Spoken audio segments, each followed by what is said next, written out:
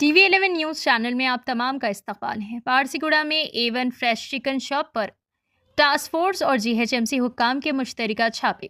हुक्काम को पता चला कि चिकन कई दिनों से ग्राहकों को फरोख्त किया जा रहा है। 800 किलो चिकन जब्त किया गया। मुबैना तौर पर शराब की दुकानों, बारों और रेस्तोरां को सप्लाई किया जा रहा था। ये दुकान जनवरी से मियाद खत्म होने वाले लाइसेंस के साथ चल रही थी। पुलिस ने मुकदमा दर्ज करके दुकान के मालिक शकील को दीगर समेत हिरासत में ले लिया है। आइए नाज़रीन देखें इसी की तफसीली रिपोर्ट। हमारे TV11 न्यूज़ चैनल को YouTube पर सब्सक्राइब करिए, फेसबुक इंस्टाग्राम पेज को फॉलो करिए।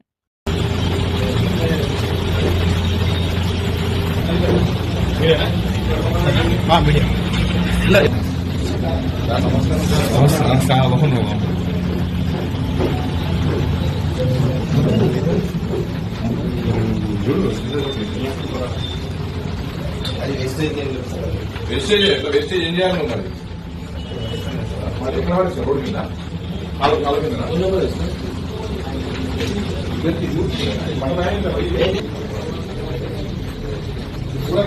కూడా గందా